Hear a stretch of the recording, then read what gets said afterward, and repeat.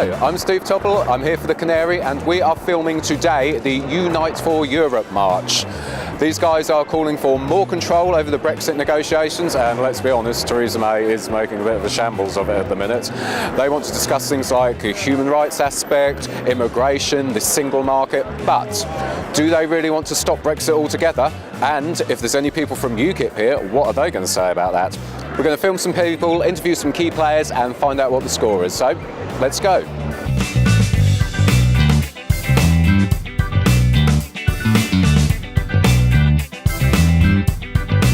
Because I still believe that the power of the people can make a difference. I'm here because I believe that Europe is our best option. I don't want anything to happen to us where we're living in a future of uncertainty, any more uncertain than we already have. I really want us to be able to protect our rights, our workers' rights, our women's rights, and the rights of our children. I'm really also very worried about the kind of diversity that it's created in our country. It's very scary, and I, for one, don't believe that that's the values of this country. So I need to stand up and say, no, not my Britain.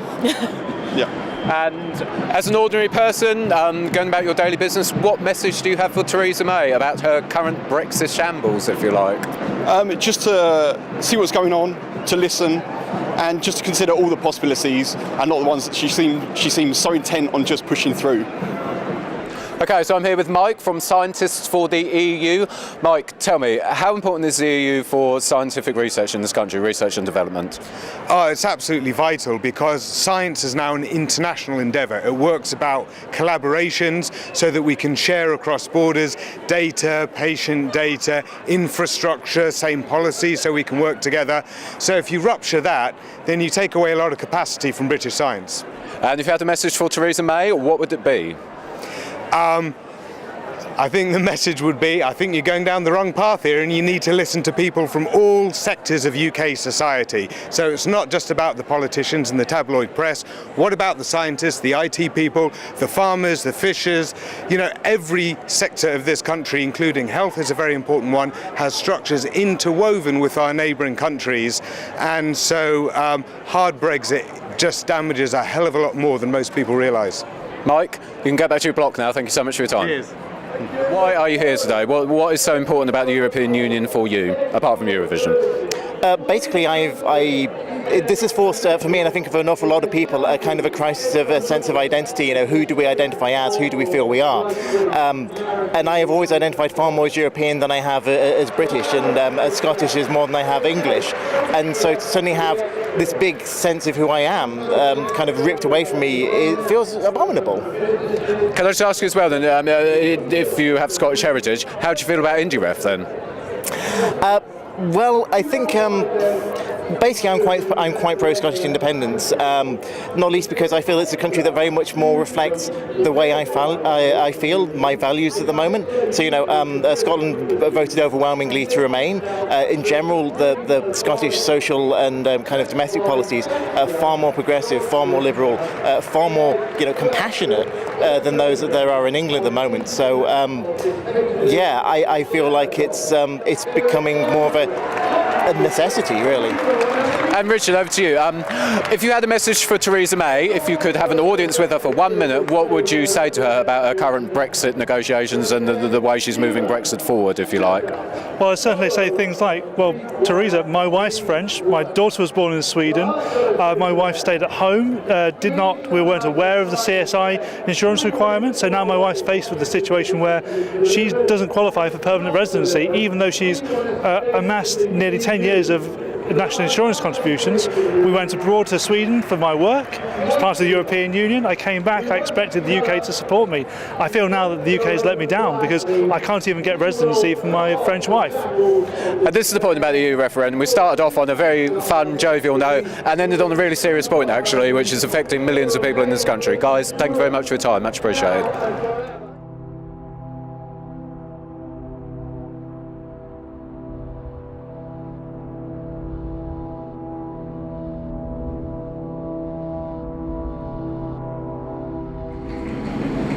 I stand here with you all for a minute's silence as a priest alongside any imam, rabbi, granthi, Pujari or other spiritual or humanitarian leader that would stand with us.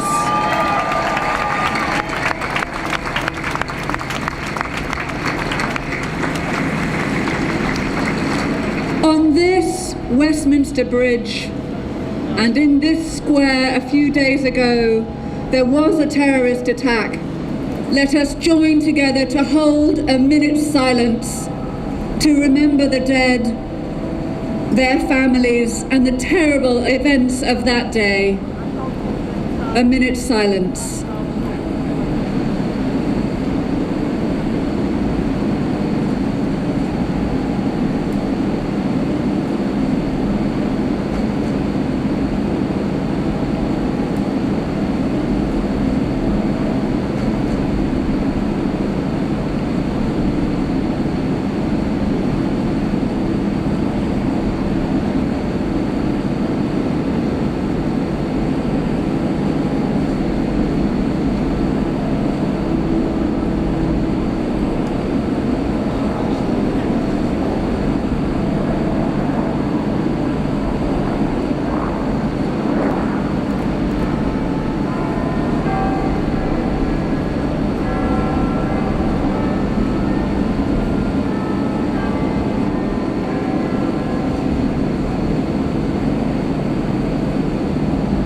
Thank you, and may God bless us all.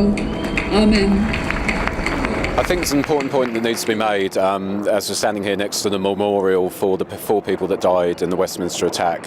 While people like Daesh do seek to divide us, they seek to divide Muslims, they seek to divide the West, we need to remember there are others that divide us in the society as well. The far right, through their hate of immigrants, through their racial intolerance, but also we need to remember the Conservative government are also dividing us. They're pitting disabled people against the rest, the poorest against the rest, immigrant communities against everyone else. So division is not the answer, and as I say, it's not just Daesh who do it.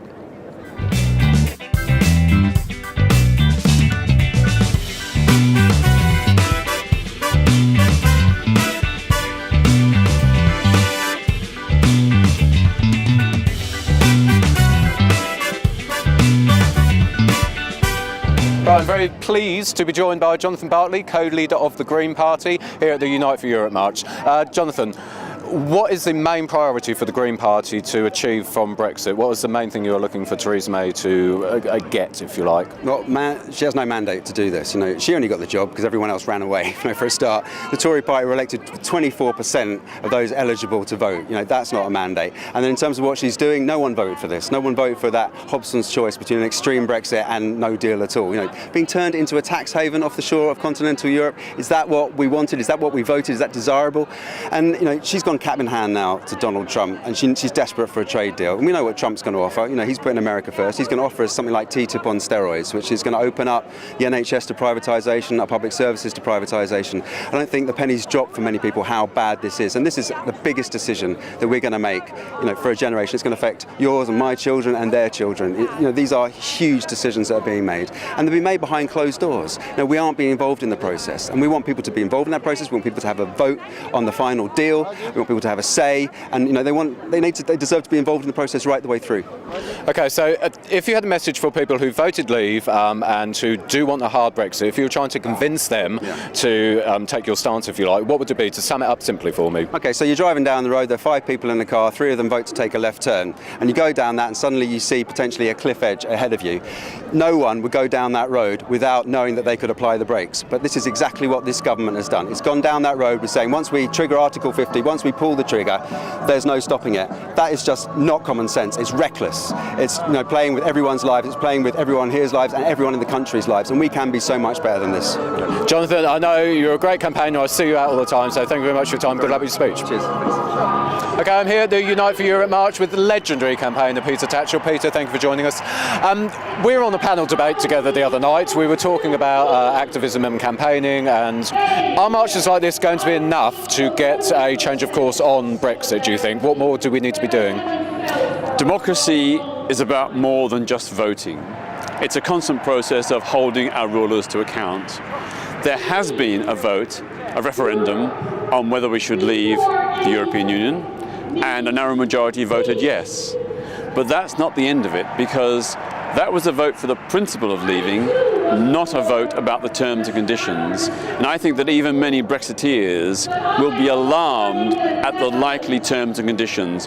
Britain is going to pay a very heavy price. And I think that's why we need a second referendum to ensure that everyone, including those who wanted to leave, can have their say again on the precise terms and conditions.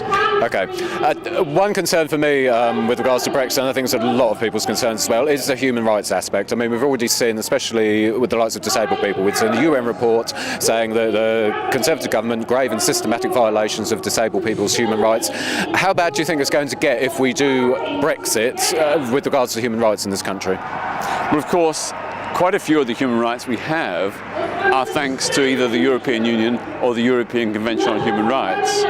So any pulling out of Europe could put those rights and freedoms in jeopardy. And we know that the Conservative government has talked about not only leaving the EU, but possibly also leaving the European Convention on Human Rights. And that would be a huge setback for the citizens of this country who have benefited hugely from being part of Europe. Okay, and one final question. What would you say to people who voted to leave and who still want a hard Brexit? What would you say to try and persuade them to come around to your way of thinking, if you like, with this, to have a second thought on Brexiting? I'd say to the Brexiteers, just pause and remember all the good, positive things that being a member of the European Union has brought to this country. It's thanks to the EU that we have clean beaches. We are no longer swimming in sewage like we used to in the bad old days. It's thanks to Europe that employees have greater rights in the workplace, better conditions, better health and safety and other conditions. So that's a huge benefit for working people in this country. And then thirdly, a simple thing, no more roaming charges when we use our mobile phones, when we're visiting other European Union countries. It's thanks to Europe that financial penalty was removed. So Europe has brought us lots of really positive things, and I think it would be very, very, very mistaken to cut that link, because there are so many issues that we face together with other Europeans that are best resolved in common, like dealing with climate destruction, corporate tax avoidance, and many, many other social justice issues. Peter, thank you for your time as always. Okay, I'm here at the Unite for Europe March with Richard Corbett, MEP. Richard, how are things in European Parliament at the moment? What's happening with regards to how the Europeans are viewing us concerning Brexit? What's the feeling like, if you like? Our fellow Europeans are predominantly very sad and somewhat mystified that we have apparently chosen this course of action. Many of them, like many people here, are hoping that Britain might change its mind. After all, a democracy that cannot change its mind is not a democracy. No, that's very true. And how are you finding UKIP? How are they reacting in the European Parliament? What's their attitude been like since the EU referendum vote? They've spent most of their time infighting since then, frankly, so we don't hear much from them in the rest of the Parliament. They're too busy fighting each other. And if you had one thing you could say to Theresa May regarding Brexit, what would it be?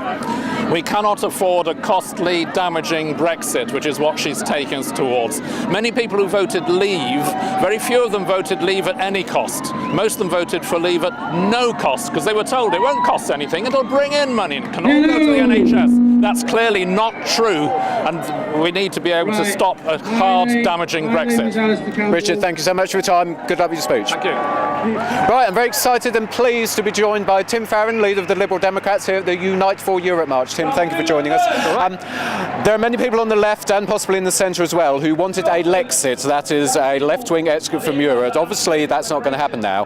What message would you have to those on the left who are anti-globalisation, anti-capitalism, anti the undemocratic nature of the EU? How would you persuade them to now agree we need to maybe renege on Brexit altogether? Okay, I mean, good point. And two things I'd say. First of all, I'm not somebody who thinks everything the Commission does is right, but do I think that a Europe that has healed the wounds of 2 world wars and brought together those who were antagonists in the Cold War, do I think that's a good thing? Too right is a good thing, and we should fight to change it from within.